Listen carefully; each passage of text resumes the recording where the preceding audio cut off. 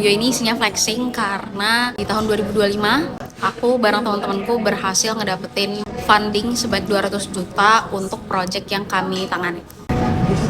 Jadi proyek yang aku kerjain ini adalah KTH atau Kelompok Tani Hutan Kota Malintang di kampung mamaku. Jadi backgroundnya adalah di kampungku itu sumber pendapatan masyarakat itu adalah dari budidaya ikan di danau. Sedangkan Danau Maninjau itu tiap tahunnya itu selalu ada yang namanya fenomena tubuh belerang, di mana tiap cuaca ekstrim kayak hujan atau angin kencang itu kayak lumpur dan belerang yang minim oksigen itu kayak naik gitu ke atas permukaan sehingga bikin si ikan-ikan itu mati.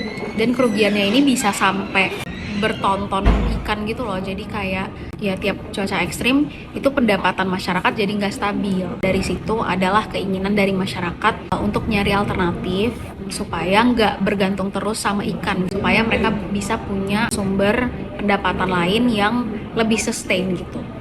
Awalnya tuh ada beberapa ide guys. Nah cuman setelah kita timbang-timbang, alternatif lainnya itu adalah budidaya galo-galo atau lebah tanpa senar. Ini tuh lebih cepat menghasilkan dan juga lebih realistis untuk pilot project gitu. Akhirnya aku mulai terlibat karena katanya aku bisa ngasih beberapa insight gitu karena udah pernah ngehandle project yang mirip juga sebelumnya.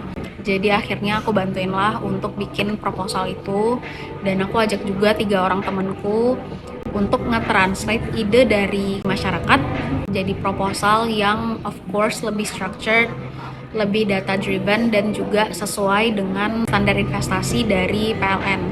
Karena menurutku kalau misalkan kita mau bantu masyarakat, kita juga harus serius dan accountable gitu kan. Nggak cuma sekedar ide aja. Jadi aku benar-benar terlibat langsung di dalam prosesnya.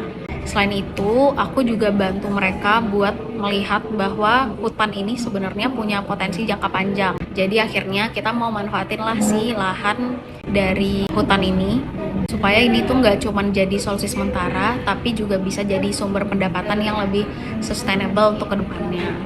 Waktu itu sebenarnya pendekatan dari masyarakat itu adalah fundraising kecil-kecilan. Jadi kayak door to door gitulah, misalkan nyari perantau-perantau dari kampung yang udah established gitu. Nah, tapi akhirnya aku sama timku itu pengen coba propose ke pendekatan yang lebih beda, which is mau manfaatin pendanaan dari CSR PLN. Walaupun sebenarnya prosesnya kompleks banget ya dan butuh standar yang lebih tinggi juga. Tapi di proses ini aku nggak sendiri karena selain sama timku yang bertiga, kami juga kerjasama sama komunitas yang saat itu sekitar 23 orang. Terus juga ada tim researcher dari UNAN, yaitu dari Fakultas Pertanian sama Fakultas Teknologi Pertanian, sama government, which is perangkat desa dan juga Dinas Lingkungan Hidup. Jadi peranku saat itu selain bikin proposal, aku sama timku juga memfasilitasi pertemuan dan juga edukasi untuk masyarakat. Tujuannya adalah supaya mereka itu bisa punya capability untuk jalan sendiri ke depannya, jadi nggak bergantung sama timku. Karena dari PLN ada beberapa syarat, misalnya projectnya itu nggak boleh mulai dari nol. Setidaknya saat itu mereka minta kita harus punya 10 stok dulu. Jadi kayak kita fundraising lagi kecil-kecilan dulu untuk menuhin requirement dari PLN. Kurang lebih sekitar 6 bulan, projectnya udah mulai jalan dan cukup challenging. Karena kita harus maintain progress sambil menuhin requirement yang ada juga. Jadi di situ aku berusaha buat jaga semangat timku, kemudian juga dari komunitasnya, dan kita juga fokus ke progres kecil dulu supaya tetap sustain gitu, tetap jalan.